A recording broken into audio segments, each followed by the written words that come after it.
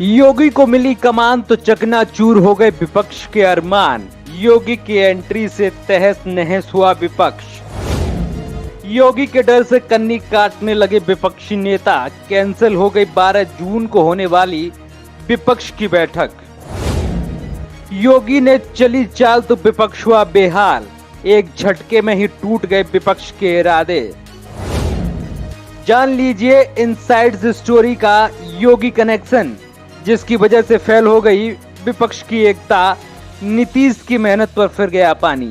2024 के लोकसभा चुनाव में हुंकार भरने के लिए विपक्ष का झंडा लिए घूम रहे नीतीश कुमार चुनाव से पहले ही इस तरह धराशायी हो जाएंगे, ये तो किसी से ने सोचा ही नहीं था। नीतीश कुमार ने जिन वादों को इरादों को साथ विपक्ष का नेता बनने की कोशिश की थी, उस सब पर पानी फिर चुका है। योगी आदित्यनाथ का जब हंटर चलता है तो विपक्ष बिलबिला उठता है। योगी को देख विपक्षी नेताओं के पसीने छूट गए। विपक्षी नेताओं को योगी का ऐसा डर बैठा कि उनकी बैठक ही स्थगित हो गई।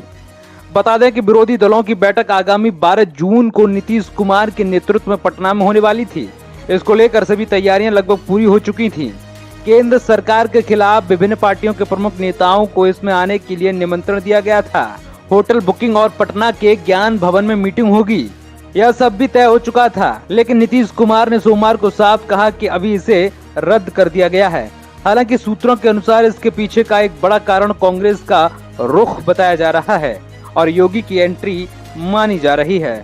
दरअसल इस बैठक में कांग्रेस की ओर से शीर्ष तीनों नेता राहुल गांधी, सोनिया गांधी और मल्लिकार्जुन खड़गे के आने से मना कर दिया था। इसकी वजह से पार्टी की ओर से बैठक में कौन आएगा ये भी तय नहीं था। ऐसे में नीतीश कुमार ने स्पष्ट तौर पर कहा कि इस बैठक में सभी दलों के शीर्ष नेताओं को शामिल होना है। अगर बैठक में शीर्ष नेताओं के नहीं आकर कोई दूसरे प्रतिनिधि आएंगे तो ये ठीक नहीं है, इसलिए फिलहाल इसे रद्द किया जाता है।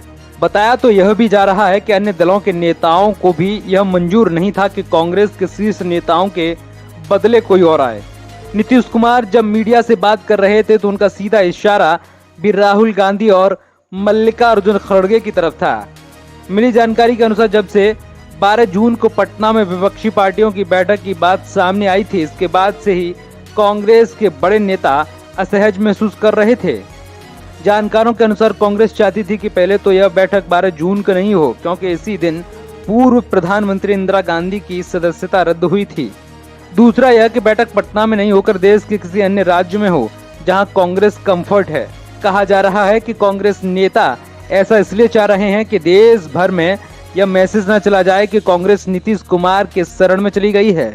लिहाजा कांग्रेस के बड़े नेता पहले दिन से ही बैठक में आने से कन्नी काटने लगे थे।